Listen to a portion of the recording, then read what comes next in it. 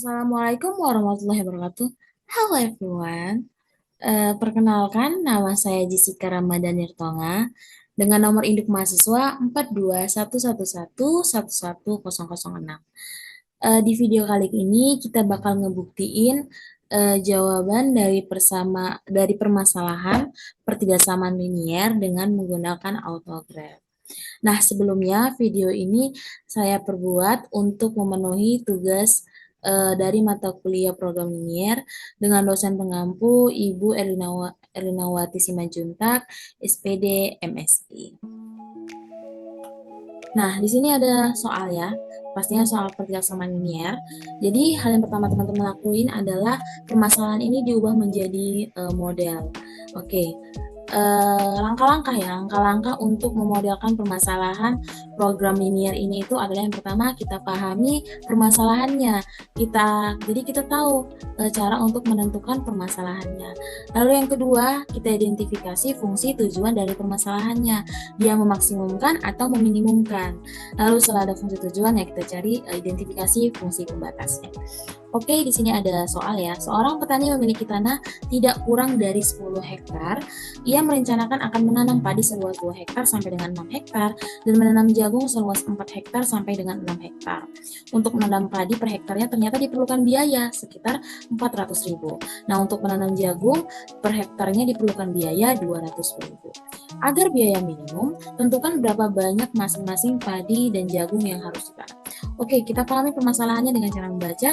Lalu jadi petani ini mau menanamkan padi dan juga jagung. Bisa kita misalkan padi X lalu jagung Y. Nah, oke. Kita cari fungsi tujuannya, memaksimumkan atau meminimumkan. Ternyata petani ini mau biayanya minimum. Artinya permasalahan ini fungsi tujuannya meminimumkan. Jadi kita mau mencari berapa banyak sih padi yang harus kita tanam dan juga jagung yang harus kita tanam agar biaya penanamannya itu per hektarnya itu minimum gitu, itu fungsi tujuan. Maka dari itu fungsi tujuannya ya sama dengan Z bisa kita buat jadi harga per hektarnya itu 400.000 X ditambah 200.000 Y, oke? Nah, ini tadi kita misalkan padi, jagung, fungsi tujuannya diminimumkan. Oke, selanjutnya setelah itu kita identifikasi fungsi pembatasnya. Nah, untuk identifikasi fungsi pembatasnya, katanya petani tadi memiliki tanah tidak kurang dari 10 hektar. 10 hektar, berarti tanah petani hanya 10 hektar. Tadi dia mau menanamkan padi dan juga jagung. Artinya, padi kita tanamkan dan juga jagung, tanahnya itu tidak kurang dari 10 hektar. Berarti X ditambah Y lebih besar dari 10 hektar, atau 10 kita buatnya dalam hektar ya. Karena petani tadi ini punya tanah tidak kurang dari 10 hektar. Dia punya tanah di atas ya, tidak kurang dari 10 hektar ini pemahaman. Jadi kita modelkan menjadi X tambah Y lebih besar sama dengan 10. Lalu katanya petani mau menanam padi seluas 2 hektar sampai 6 hektar. Padi tadi kan X, berarti X-nya itu lebih besar dari 2. Karena kan mau nanam seluas 2 hektar tapi kurang sampai dengan 6 hektar. Artinya X lebih besar 2, X kurang dari sama dengan 6. Berarti X lebih besar sama dengan 2, X kurang dari sama dengan 6. Atau kita buat seperti ini ya kan? Sama ya, tidak ada masalah. Atau kita buat di sini dengan equation kurang dari 6. Oke, tidak masalah ya, kita mau buat seperti ini atau ke bawah. Oke. Lalu yang ada pembatas lagi ternyata ada teman-teman ya, pastinya si jagung ya kan. Karena si petani mau menanam jagungnya itu seluas berapa nih? Seluas 4 hektar, katanya seluas 4 hektar sampai dengan 6 hektar ya. Hampir sama seperti padi ya. Tapi dia mau seluas 4 hektar, berarti dia harus lebih besar dari 4 hektar. Dia nggak mau kurang dari 4 hektar. Oke, lebih besar dari 4 hektar misalnya ya, lebih besar dari 4 hektar. Tapi lebih besar dari 4 hektar, tapi kurang dari 6 hektar. Karena tadi petani mau menanam jagung seluas 4 hektar sampai dengan 6 hektar. Oke, ini ya, kita bedain warna ungu, warna biru, baru padi kita bedain warna. Nah, berarti udah nemu nih ya, fungsi pembatasnya kita jabarin ya, kita jabarin. Baru ini sebenarnya saya selanjutnya udah dapet nih ya jawabannya gitu kan, titik A, B, C-nya gitu. Ada 4,6, 6,6, 6,4. Nah, kita mau kita buktiin bener nggak sih dengan menggunakan autograph. Nah, teman-teman ingat dulu ya fungsi pembatasnya. Oke, kita lanjut ke autograph. Jadi saya pakai autograph 5 versi terbaru ya sepertinya. Kita pilih file ya di ujung kiri atas, file. kita pilih new to the graph page. Oke, nah seperti ini ya. Nah ini kita pilih untuk menggeserkan. Ada zoom in, lalu ada zoom out, ada shift mode dan juga point mode. Oke, nah di sini kita mau mengatur panjangnya nilai x sama y ya. Kita pilih ini edit axis. Oke, teman-teman bisa lihat, kita pilih edit axis. Nah kita pilih ya, kita pilih berapa nih? Ini minimumnya 10 aja deh. Kita 10 maksimumnya juga kita buat 10, lalu PG-nya juga 10. Oke, kita oke kan. Label. Kita tahu tadi X itu padi ya, bisa kita ganti di sini ya, padi. Lalu Y-nya itu jagung, padi dan jagung.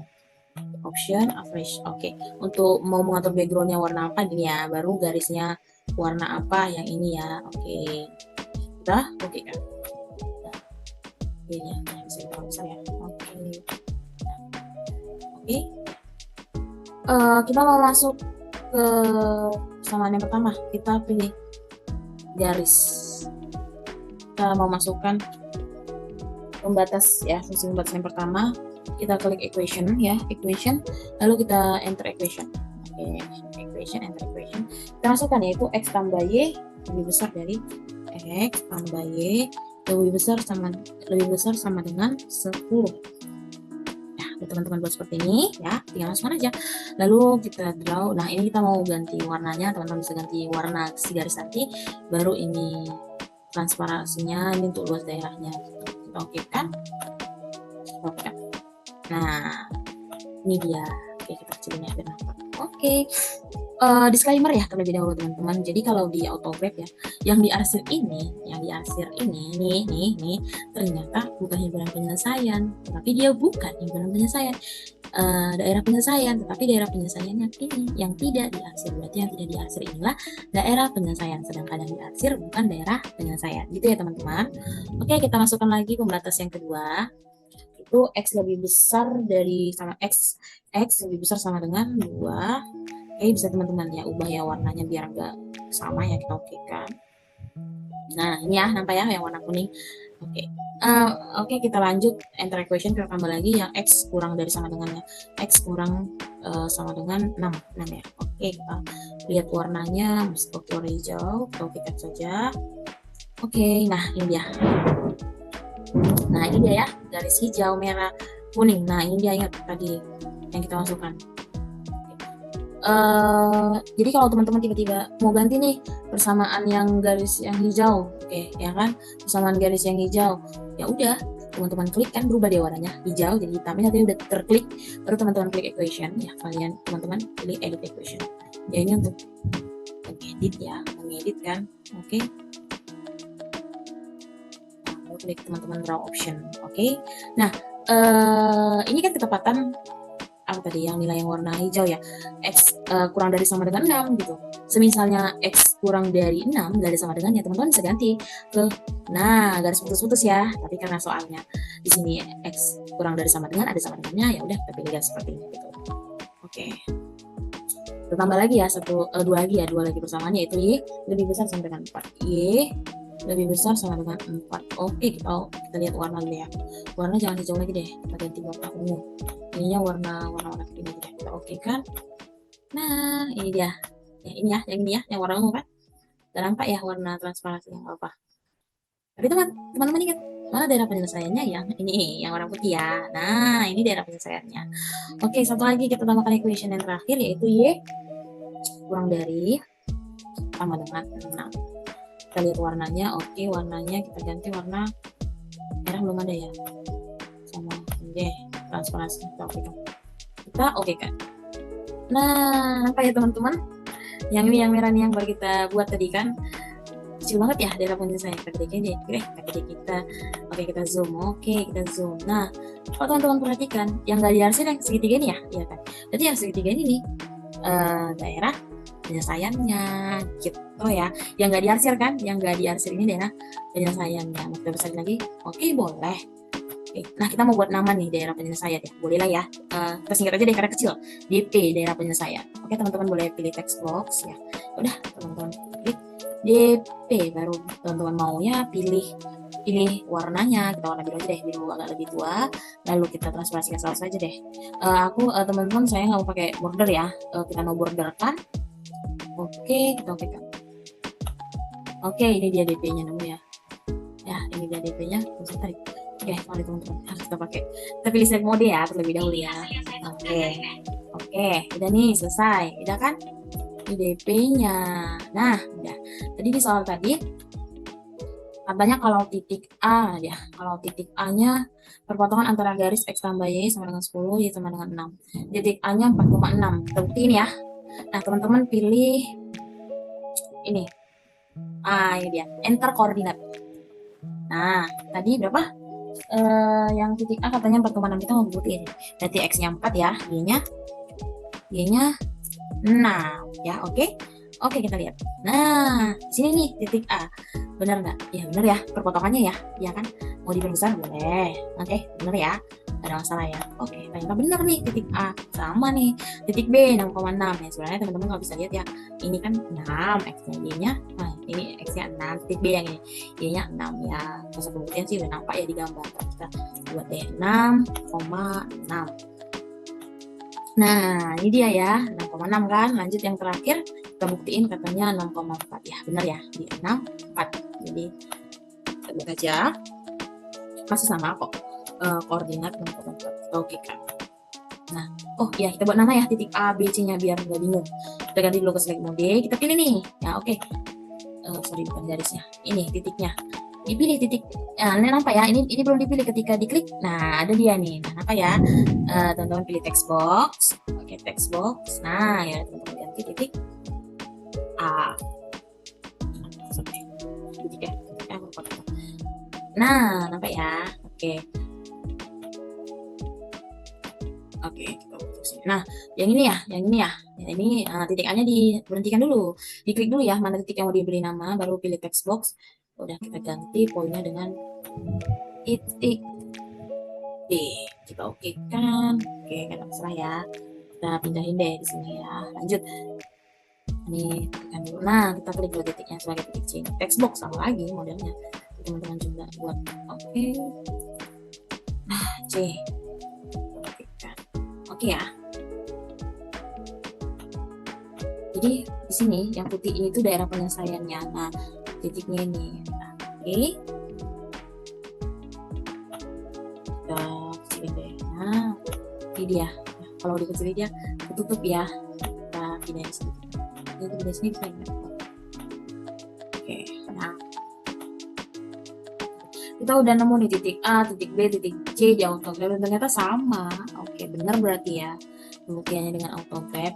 Ya udah, nah titik A, B, C ini kita masukkan ke fungsi tujuan tadi, jangan lupa fungsi tujuan yang ini. Nah, fungsi tujuan yang ini kita masukkan nilai X sama nilai Y. Baru tujuannya meminimumkan. Ingat, meminimumkan. Nah, meminimumkan. Ya udah, teman-teman masukkan nilai. Ini 4,6, X yang 4, Y nya 4. 400.000 kali 4 tambah 200.000 kali 6. Hasilnya 2.800.000. Yang B 3.600.000 ya, titik 6,6. Titik C 6,4, 2.800.000. Ya.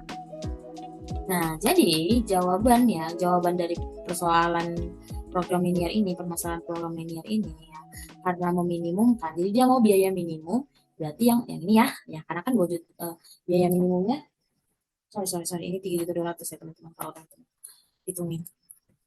Nah, kalau ketik ya, nah 3 juta, oke, 3.200.000 ya, 400.000 kali 6, baru 2.400.000 ditambah 800.000 ya, pas ya, 3.200.000 dari salah hitungan. Nah, karena kita mau mencari biaya minimum, ya yang ini ya dari ketiganya minimum yang ini ya kan?